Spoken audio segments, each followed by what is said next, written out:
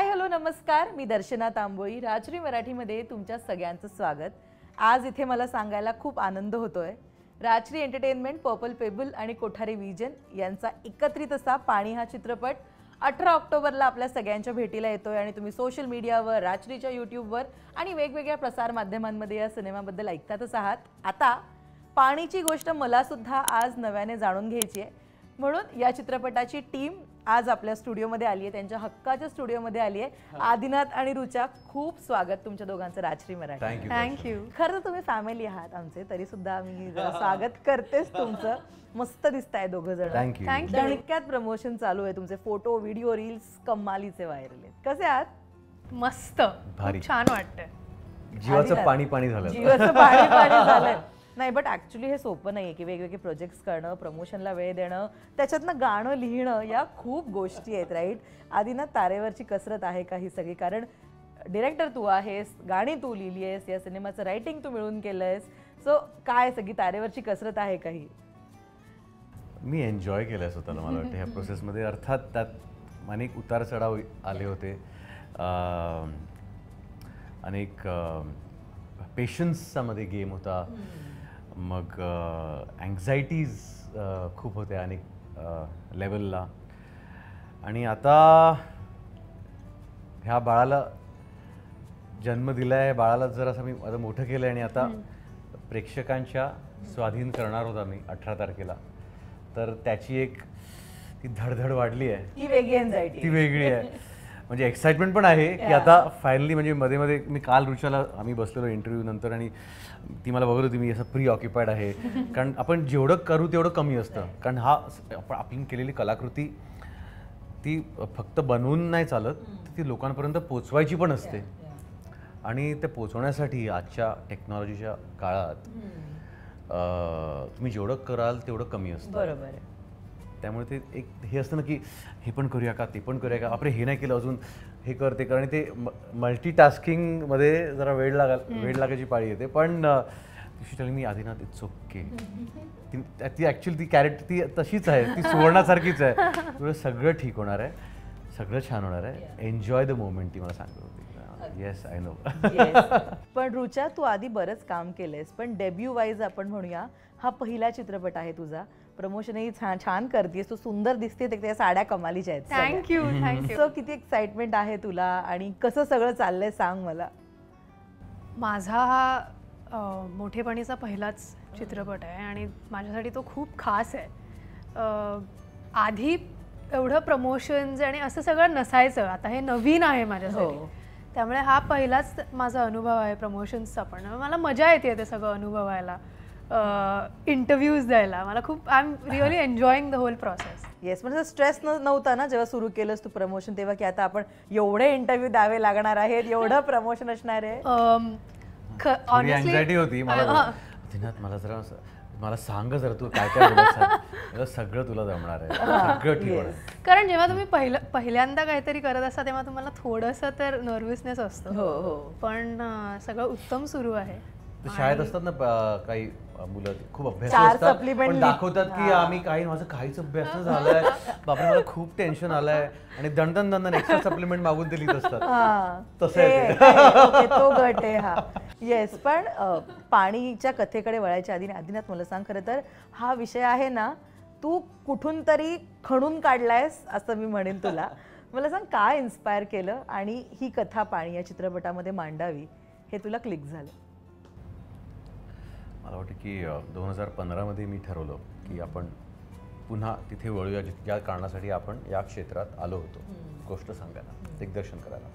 Direction was my first love, is my first love, will be. आणि मग मी विचार केला की जर मला सिनेमा डिरेक्ट करायचा असेल, जर मला कुठली गोष्ट सांगायची असेल, तर ती कुठली गोष्ट असली पाहिजे. आणि जी कुठली गोष्ट असली पाहिजे ती अशी गोष्ट असली पाहिजे जी मला अस्वस्थ करते, जी मला सांगितल्याशिवाय मला स्वस्थ बसता येणार नाही, अशी गोष्ट पाहिजे ती. मग अनेक विषय डोक्यात घोळत होते. मग त्यात अर्थात पाण्याची टंचाई आणि पाण्याचा हा भीषण विषय एक ग्लोबल इश्यू आहे आणि त्याच्यावरती फार काही मी बघितलं नव्हतं. तर मला असं नेहमी वाटतं की एक फिल्ममेकर होण्यासाठी, एक चांगला कथाकार होण्यासाठी तुम्हाला एक चांगला ऑडियन्स होण्याची गरज आहे. कारण जेव्हा तुम्ही आधी ऑडियन्स जर होऊ शकाल तरच तुम्हाला कळेल की तुम्हाला कुठली गोष्ट सांगायची आहे. कारण मग ॲज अ ऑडियन्स मला कुठली गोष्ट ऐकायची आहे तर मी तीच फिल्म बनवणार. तर मला असं वाटलं की ह्या विषयावरती आपण काहीतरी केलं पाहिजे. मग रिसर्च सुरू केला, काही डॉक्युमेंटरीज बघितल्या, काही पुस्तकं वाचली. आणि आमिर खाननी एक सिरीज केली होती. आमिर खानने एक सिरीज केली होती सत्यमेव जयते नावाची. सत्यजित भटकल यांनी डिरेक्ट केली होती. त्यात वॉटरवरचा एक एपिसोड होता. तर मी तो एपिसोड बघितला आणि त्या एपिसोडमध्ये मला एक इंटरव्ह्यू सापडला. तो इंटरव्ह्यू होता हनुमंत केंद्रे या माणसाचा. हनुमंत केंद्रे हा नागदरवाडी हे एक छोटंसं इररेलेव्हंट गॉड फॉरसेकन विलेज आहे नागदरवाडीतलं. त्याचं आपण नावही आधी कधी ऐकलं नव्हतं. आज ते जगभरात प्रसिद्ध आहे. का तर सांगतो. नागदरवाडी हे छोटंसं गाव नांदेड जिल्ह्यातलं, तो अख्खा दुष्काळग्रस्त पट्टा मराठवाड्यातला. त्या गावात खास करून कोणाची लग्नच नाही व्हायची, कुठल्या मुलाची लग्नच व्हायची नाहीत. कारण तिथे कोणी आपली मुलगी द्यायला घाबरायचं. कारण तिथल्या लोकांना 4-4 किलोमीटर चालत जाऊन पाणी आणावं लागायचं. आणि ती खूप भीषण परिस्थिती होती तिथे. अजूनही बऱ्याच ठिकाणी तिथे आहे. आणि तुम्ही दिवसभर तेच काम करत असता मग. कारण पाण्यासाठी तुम्हाला किमान 2-3 वेळा जावंच लागतं दिवसातून. आणि अशा परिस्थितीत हनुमंत केंद्रे हा एक नुकतंच त्याचं शिक्षण झालं होतं. त्यांनी सोशल वर्कचा डिप्लोमा केला होता. त्याचा मोठा भाऊ नाबार्ड ह्या NGOसाठी इंडो जर्मन प्रोजेक्टमध्ये तो काम करत होता. आणि फिरतीवरती होता त्या मराठवाड्यात. ते पाणलोट प्रकल्प कुठे कुठे करत होते. पण त्या गावाची परिस्थिती इतकी वाईट होती नागदरवाडीची की तिथे म्हणजे अर्थात पाण्याची टंचाई, त्यामुळे शेती नाही, त्यामुळे रोजगार नाही, त्यामुळे तिकडच्या स्थायिक लोकांना वर्षातून 8-8 महिने बाहेर मजुरीची कामं शोधत फिरावं लागायचं. आणि त्यामुळे गावात परिस्थिती खूप वाईट होती. तिकडे मग ते दारूच्या भट्ट्या, जुगार, अंधविश्वास या सगळ्या गोष्टींनी ते गाव असं ग्रस्त होतं. आणि ते असं खूप होपलेस सिच्युएशन झाली होती त्या गावातली. आणि म्हणून ही जी माणसं होती त्या गावातलीच, म्हणजे बालाजी केंद्रे जरी त्या गावातलं असलं आणि तो नाबार्डसाठी काम करत होता, त्याचं तसं होतं की ह्या गावात शक्यच नाही. म्हणजे कारण पाणलोट प्रकल्प आणण्यासाठी सर्वप्रथम गावाला एकत्र यावं लागतं. कारण ते सगळं गाव एकत्र येऊन मग ते काम होऊ शकतं. पण ह्या गावाची इतकी वाईट परिस्थिती बऱ्याच गावांची आहे आजही. ही गोष्ट घडली 2001-2 साली. तर बालाजी केंद्रे जो हनुमंत केंद्रेचा मोठा भाऊ होता त्यांनी गिवअप केलं होतं गावावरती. तो मला की हे होऊच नाही शकत. पण त्याला हेही माहिती होतं की ह्या गावाला जर कोणी शहाणं करू शकेल तर तो बाबू सारखा कोणतरी येडाच पाहिजे. कारण हनुमंत केंद्रेला बाबू म्हणतात. आणि अशा परिस्थितीत एक दिवस हनुमंत केंद्रे ह्याची एंगेजमेंट झाली एका मुलीबरोबर. ती नांदेड जवळच्या गावाची होती. आणि तिचं नाव होतं सुवर्णा नागरगोजे. लग्नाआधी नागरगोजे, सुवर्णा नागरगोजे, जी भूमिका रुचाने साकारली आहे. तर एंगेजमेंट झाली. हनुमंत केंद्रे बघता क्षणी प्रेमात पडला होता. कारण सुवर्णा खरंच खूप सुंदर आहे आणि तिचा स्वभाव आणि खूप कमालीची बाई आहे. सांगेन तिच्याबद्दल अजून. पण जेव्हा तिच्या आईवडिलांना कळलं की नागदरवाडीमध्ये पाण्याचा प्रॉब्लेम आहे, लोकांना 4-4 किलोमीटर चालत जावं लागतं, त्यांनी लग्न मोडलं. आता लग्न मोडणं काय त्या गावासाठी नवीन गोष्ट नव्हती. अनेक पोरांची लग्न तिकडे मोडायची. पण जसं बालाजी केंद्रे म्हणाला की या गावाला शहाणं करण्यासाठी कोणतरी बाबूसारखा येडाच हवा. बाबू म्हणजे हनुमंत केंद्रे वेगळ्या मातीचा बनला होता. तो त्या मुलीकडे गेला आणि तिला म्हणाला, मला तुमच्या संगच लगीन करायचं, पण मी तेव्हाच करेन जेव्हा माझ्या गावात पाणी असेल. तुम्ही थांबाल का माझ्यासाठी तवर? पुढे काय झालं ही गोष्ट आहे पाणी या चित्रपटाची. आज नागदरवाडी 365 दिवस पाणी असतं. हे गाव शेजारच्या 5 गावांना पाणी पुरवतं. आणि हे त्या एका माणसाने, एका गरीब साध्या सामान्य माणसाने त्या गावाला एकत्र आणून त्या गावाची कायापालट केली. ही प्रेरणादायी गोष्ट मला आढळली. मला सापडली आणि मी ठरवलं की ही आपण जगाला सांगितली पाहिजे. येस रुचा, पण हा खरं तर एक सोशल मेसेज आहे आणि आदिनाथनी बरेच वर्ष काम केले त्या स्क्रिप्टवर, त्या प्रोजेक्टवर. खरं तर अशा एखाद्या स्क्रिप्टचा भाग होणं हे तर कुठल्याही कलाकाराला आवडणार आहे. जेव्हा तू ऐकलंस या स्क्रिप्टबद्दल, मला सांग वन गोमध्ये हो होतं का काय होती नेमकी ती परिस्थिती?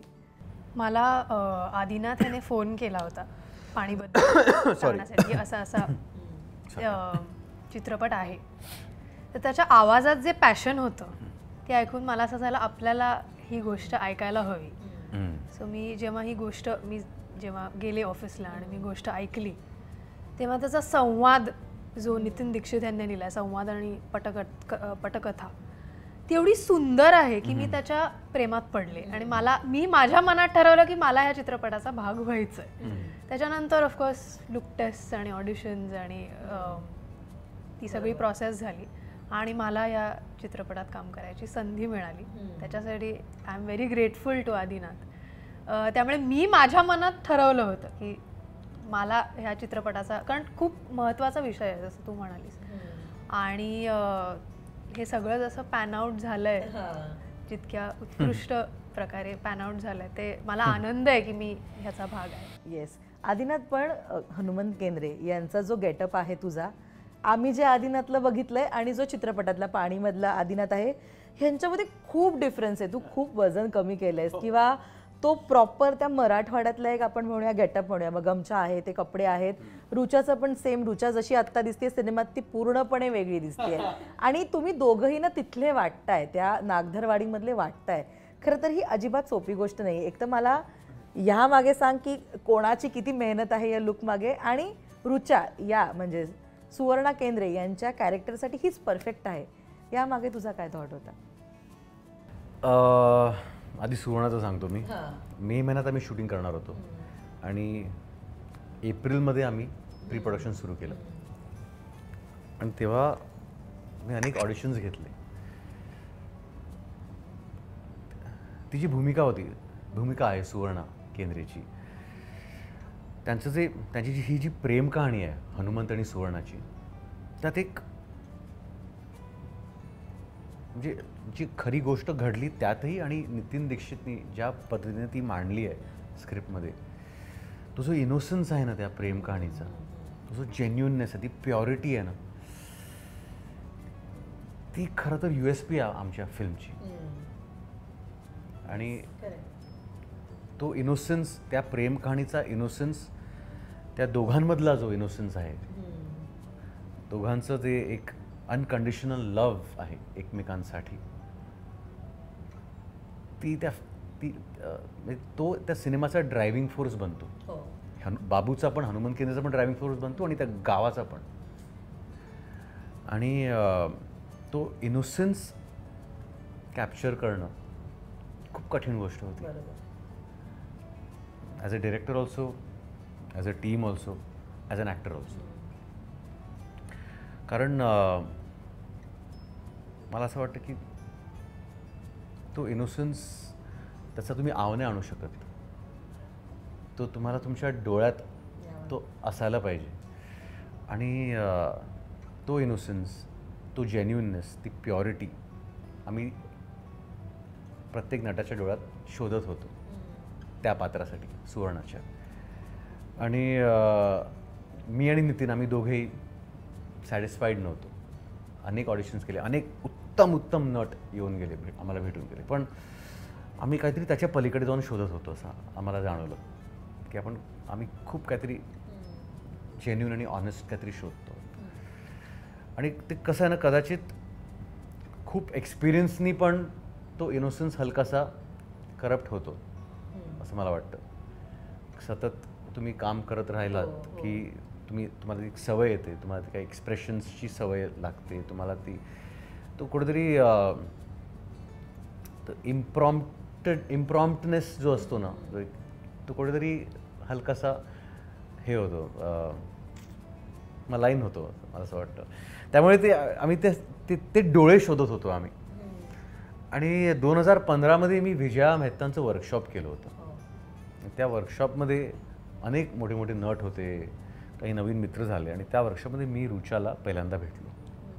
तिथे रुचा आपण तो वर्कशॉप करत होती आणि तिने एक मोनो ॲक्ट परफॉर्म केला होता त्या वर्कशॉपमध्ये. तो माझ्या लक्षात राहिला होता. Something about Rucha that stayed with me, म्हणजे त्या वर्कशॉप नंतरही.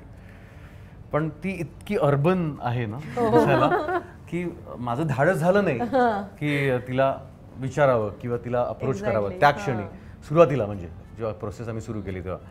पण जेव्हा मला ते डोळे सापडत नव्हते तेव्हा माझं असं झालं की ते कदाचित ते डोळे मला सापडले आहेत, पण तिला ट्रान्सफॉर्म करावं लागेल. राईट. आणि तेव्हा मी तिला कॉन्टॅक्ट केलं रुचाला आणि ती आली, तिला सगळं आवडलं. पण आणि फुल क्रेडिट्स टू हर की तिच्याकडे 2च महिने होते प्री प्रोडक्शनमध्ये, 2च महिने प्रिपरेशनसाठी होते. त्यात मराठवाड्याचा लहेजा, तिकडची जी देहबोली, तो वावर, हा सगळं आत्मसात करणं खूप कठीण असतं. हो हो. मी तरी 3 वर्ष त्या स्पेशली त्या बोली भाषेत आपण बोलतो इकडे तर खूपच कठीण आहे ते येणं. मी तरी 3 वर्ष त्या स्क्रिप्ट बरोबर, नितीन बरोबर, रिसर्च बरोबर त्या प्रोसेसमधून मी गेलो होतो. त्यामुळे म्हणजे हनुमंत केंद्रेंबरोबर आम्ही राहिलेलो अनेकदा. तर ती संगत, ती सगळी त्याची सवय मला झाली होती. हिच्याकडे फक्त 2 महिने होते. पण अर्थात आम्ही शूटच्या आधी नितीन दीक्षितबद्दल मी बोलेनच, त्यांनी स्क्रिप्ट लिहिली आहे आणि तो माझ्याबरोबर क्रिएटिव्ह म्हणून पण होता. आणि आम्ही वर्कशॉप्स केले सगळे एकत्र. नितीनने खूप मदत केली मला डायलेक्टमध्ये, डायलेक्टसाठी, डिक्शनसाठी त्याने मला खूप मदत केली. रुचाला पण मदत केली नाही. आणि तो खूप एक सपोर्ट सिस्टम होता माझा. आणि आम्ही शूटिंगच्या 15 दिवस आधी रुचाला तिथे बोलवून घेतलं होतं आणि रुचा तिथे राहिली होती. 15 दिवस तिला काही शूट नव्हतं, तिला फक्त तिथे राहायचं होतं, बघायचं होतं, लोकांबरोबर इंटरॅक्ट करायचं होतं. आणि तिने ते खूप सुंदरपणे त्या काही 15 दिवसात स्वतःचंही ट्रान्सफॉर्मेशन करून घेतलं. आम्ही रिहर्सल्स केले खूप, म्हणजे दररोज दिवसभर आम्ही आमचं प्री प्रोडक्शन, रेकी हे सगळं आमचं चालायचं, स्केड्युलिंग सगळी कामं. पण संध्याकाळी आम्ही बसायचो, मी, नितीन, रुचा आणि आम्ही वाचायचो डायलॉग्स, रिहर्स करायचो ॲक्च्युली. तर हे असं करत करत, तालमी करत करत मला वाटतं की कधी आम्हाला कळलं नाही आम्ही त्या पात्रांमध्ये आणि त्याच्यात शिरलो.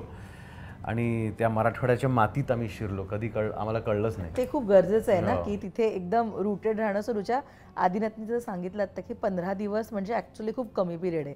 पण जे मी तर चित्रपट पाहिलाय ऑब्व्हियसली, जे आम्ही ट्रेलरमध्ये किंवा चित्रपटामध्ये दिसतंय, तू खूप ट्रान्सफॉर्म केलंय स्वतःला. मग तुझं ते दिसणं असू देत किंवा ती भाषा बोलणं असू देत, वाटत नाहीस तू मुंबईची त्याच्यामध्ये. मला असं वाटतं ही सगळ्यात मोठी कॉम्प्लिमेंट आहे. कारण माझा हाच प्रयत्न राहिलाय की ते वेगळं दिसावं पात्र. पण ते किती डिफिकल्ट होतं का, काय होती नेमकी ती जर्नी तुझ्यासाठी? नक्कीच चॅलेंजिंग होतं. जेव्हा मी त्याची स्क्रिप्ट वाचली तेव्हाच मला आणि आदिनाथशी जेव्हा माझं बोलणं झालं तेव्हा तो मला, तुला तो लहेजा आणि तो ॲक्सेंट नीट करावा लागेल, because that is how the character will be relatable. नाहीतर त्याची सगळी मजा आणि सगळं ते मग बिलिव्हेबल नाही वाटत. नक्कीच खूप चॅलेंजिंग होतं, पण त्याचं फुल क्रेडिट मी आदिनाथ आणि नितीन दादांना देईन. कारण त्याने मला जसं गाईड केलं आहे, मला जशी दिशा दाखवली आहे ते पात्र साकारण्यामध्ये, ते संपूर्ण श्रेय त्यांचं दोघांचं आहे. आणि त्याने इतक्या सुंदर पद्धतीने मला सीन्स समजवले आहेत. त्याच्या पाठचं तिचं इमोशन काय आहे ते कारण एक कुठल्याही जेव्हा एखादं पात्र एखादा डायलॉग म्हणतं तेव्हा त्याचं अंडरलाईन बिटवीन द लाईन्स काय म्हणायचंय हे समजणं खूप महत्त्वाचं असतं. तर त्यात मला आदिनाथ आणि नितीन दादा दोघांनी प्रचंड मदत केली. आणि मी 15 दिवस आधी तिकडे जाऊन राहिले आणि सुवर्णाताईंच्या मी घरी गेले होते. त्यांच्याबरोबर मी काही दिवस घालवले, त्यांच्या मुलांबरोबर काही दिवस घालवले. त्यांना समजून घेण्याचा मी प्रयत्न केला. त्या अतिशय प्रेमळ आणि खूप लाघवी आहेत. त्यांच्या हातांनी त्यांनी मला बनवलेलं जेवण खाऊ घातलं. मी तिकडल्या मी गावभर फिरले, बऱ्याच लोकांशी संवाद साधला आणि त्या मातीचा एक जो सुगंध असतो ना, तो माझ्या मते त्याला मी यूज टू झाले. त्यामुळे ते कॅरेक्टर पिकअप करायला मला त्याच्यात खूप मदत झाली. येस. आदिनाथ आपण भेटलेलो हनुमंत केंद्रे आणि सुवर्णा केंद्रे यांना, तेव्हा ना फार साधी माणसं आहेत ती. ते दोघंही खूप साधे आहेत. खरं तर ते आपल्या समोर असताना आपण त्यांचीच प्रेम कहाणी म्हणूया किंवा त्यांचीच गोष्ट पडद्यावर दाखवतो ही सोपी गोष्ट नाही, कारण समोर माणसं आहेत तुम्हाला त्यांचे अनुभव सांगायला. अशा वेळी मला सांग, जेव्हा तुझा रिसर्च सुरू होता किंवा शूट ॲक्च्युली सुरू होतं, हनुमंत केंद्रे यांनी काय सांगितलं होतं, कुठल्या गोष्टीकडे विशेष लक्ष द्यायला पाहिजे, असं काही होतं? नाही, तो तसं ते खूपच साधी माणसं आहेत हो. मी म्हणालो. पण एक हनुमानजींबरोबर खूप असा एक इमोशनल क्षण मी अनुभवला आत्ताच. पण आत्ता आपली अनाऊन्समेंट झाली, आपला मोठा कार्यक्रम झाला आत्ता, तिथे आपण रिलीज डेट 18 ऑक्टोबर अनाऊन्स केली आणि तिथे प्रियंका चोप्रा, जोनस आल्या होत्या, सगळे फुल टीम होती आपली, सुबोध भावे सगळे. कार्यक्रम सुरू व्हायच्या आधी जस्ट आपण सगळे तयार होत होतो आणि हनुमंत केंद्रे आणि सुवर्णा केंद्रे जे नुकते आले होते त्यांना आपण व्हॅनिटीत बसवलेलं आणि मी निघालेलो आपल्या त्या फ्लोअरवर जायला, इतक्यात हनुमंतजी आले आणि त्यांनी माझ्या खांद्यावर हात ठेवला आणि मला असं धरलं, वेगळं बघितलं त्यांनी आणि हनुमंत केंद्रे मला म्हणाले की आम्ही जेवढा स्ट्रगल केला गावात पाणी आणण्यासाठी, तुम्ही तेवढाच स्ट्रगल केला तो ही फिल्म बनवण्यासाठी. आणि माझ्या डोळ्यात अचानक माझं कंठ दाटून आला, कारण त्यांनी पण बघितलं आहे ना सगळं जवळून. आणि पण ते खूपच म्हणजे त्यांचा जो साधेपणा होता ना, त्यांचा साधेपणा आत्मसात करणं, मला वाटतं की ते जर आम्ही मिळवलं असेल नट म्हणून तर आम्ही जिंकलो किंवा आपण ते पात्र आम्ही मिळवलं असं मी म्हणेन. तो जर साधेपणा पडद्यावरती उतरला असेल तर, प्रेक्षकांना जर असं वाटलं तर. रुचा, पण आदिनाथचा डिरेक्टोरियल डेब्यू आहे आणि त्याने खूप मेहनत घेतली या चित्रपटासाठी. इतकं वर्ष जेव्हा एखादी व्यक्ती सिनेमा जगते तेव्हा तिला त्याच्यातला एक एक शब्द माहिती असतो, त्या चित्रपटातला एक एक इमोशन्स माहिती असतं, राईट? जेव्हा तू सुरुवात केलं शूटिंग आणि आता आपण करतोय सुवर्णा केंद्रे, मला सांग एक ब्रीफ जे तुला आदिनाथकडनं आलं की काय केलं पाहिजे काय नाही केलं पाहिजे, तर ते काय होतं? मला आदिनाथने हे सांगितलं होतं की तू त्यांना जाऊन भेट, त्या कशा आहेत त्या, कारण प्रत्येक माणसाचं ना एक अंडरटोन किंवा एक इमोशन असतंच, एक त्याच्यात कॉन्स्टंट असतं जे त्याच्या स्वभावाचा आणि पर्सनॅलिटीचा भाग असतं. तर ते त्याने मला, कारण ते असणारच आहे, ते कॉन्स्टंट असतं त्या व्यक्तीमध्ये. तर ते पात्र जेव्हा साकारताना ते खूप महत्त्वाचं असतं. तर ते त्याने मला सांगितलं की तू त्यांना जाऊन भेट. आणि दुसरी महत्त्वाची गोष्ट जी त्याने मला सांगितली की तो लहेजा तुला चित्रपटभर कॉन्स्टंट ठेवायचा आहे, तर ते तू लक्षात ठेव, कारण तो जर का चेंज झाला तर अगेन म्हणजे ती इनकन्सिस्टन्सी मग ती दिसून येते चित्रपटात.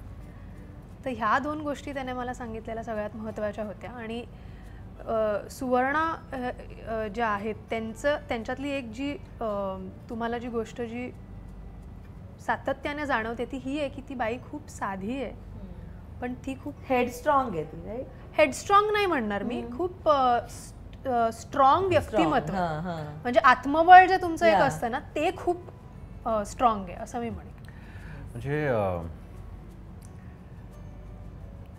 मी का म्हणालो की तो इनोसेन्स, तो साधेपणा आम्ही शोधत होतो आणि त्या इनोसेन्सनी प्रेम करणं, जेव्हा तुम्ही एका व्यक्तीवरती अनकंडिशनली निस्सीम प्रेम करता, त्या प्रेमातनं खूप ताकद असते. ते भयानक ताकदवान प्रेम असतं. जेव्हा तुम्ही कुठल्याही व्यक्तीवर अनकंडिशनली प्रेम करता, त्या व्यक्तीला पण तुम्ही एक वेगळीच ताकद देता आणि ती ताकद खरंच सुपर पॉवर असते यार. आणि ते बळ हनुमंत केंद्रेंना मिळालं तिच्यातून. अर्थात हनुमंत केंद्रेचं आधी तिच्यावर प्रेम जडलं, पण तिने जेव्हा त्याच्यावर परतवलं ते प्रेम, म्हणजे ते पुन्हा त्याच्यावर प्रेम केलं, कुठल्या पद्धतीने प्रेम केलं, त्याच्यावर विश्वास ठेवून, त्याच्यासाठी थांबून, बिकॉज अख्ख्या गावाच्या विरोधात तिच्या घरच्यांच्या विरोधात जाऊन ती त्या माणसाच्या पाठीशी उभी राहिली. हे एका माणसासाठी, एका व्यक्तीसाठी, ती बाई असो पुरुष असो, जेव्हा एक व्यक्ती सगळ्या जगाला सोडून तुमच्या पाठीशी उभी राहते, तिचे बळ मिळतं ना आपल्याला, त्याला तोड नाही आहे दर्शना. आणि ते जर बळ कोणाला मिळालं तर तो जग जिंकू शकतो. आणि ते बळ हनुमंत केंद्रेंना मिळालं. आणि ती बाई त्या अर्थाने ताकदवान होती. ती एकावरती अनकंडिशनली प्रेम करू शकत होती. ती गावातली असून, आणि हे असलं प्रेम किंवा असला विश्वास एका गावातल्या छोट्या व्यक्तीने करावा, ठेवावा, ही खूप कठीण गोष्ट आहे.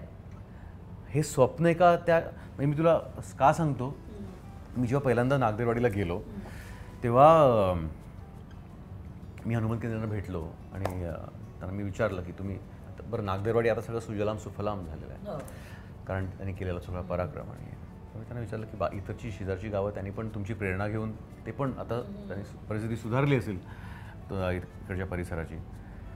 ते म्हणाले की नाही हो, तसं नाही आहे. म्हणजे आमच्या बाजूचं शेजारचं एक गाव आहे, तिथे अजून ते काही करतच नाही तिकडे. का बरं? त्याला जाणवलं की मी पहिल्यांदा इथे मराठवाड्यात आलो होतो ना तेव्हा, आणि त्याला माहीत नाही इकडची माणसं कशी असतात किंवा इकडची रीत कशी असते, काय असतं. तर तो म्हणाला की तुम्ही चला माझ्यावर, मी चला माझ्या संग. तर मला घुगेवाडी नावाचं एक गाव आहे, ते तेव्हाही दुष्काळग्रस्त होतं, ते आजही दुष्काळग्रस्त आहे. पण त्याने तुम्हाला तिकडे घेऊन गेला. तिकडे त्यांनी एक छोटीशी ग्रामसभा बोलवली घुगेवाडीत. आणि त्यांनी हनुमंतजी मला म्हणाले की तुम्ही जे मला प्रश्न विचारलेत ना ते आता तुम्ही विचार. तर मी बसलो आणि मी त्यांना सगळ्यांना विचारलं की सगळे असे बसले होते तिकडे पाराखाली, आणि आम्ही तिकडे बसलेलो. आणि मी त्यांना विचारलं की हनुमंत केंद्रेंनी त्यांच्या गावात पाणी आणलं, त्यांनी त्यांच्या गावाला सुजलाम सुफलाम केलं आहे, त्यांनी तो पांडुर प्रकल्प आणला त्यांच्या गावात.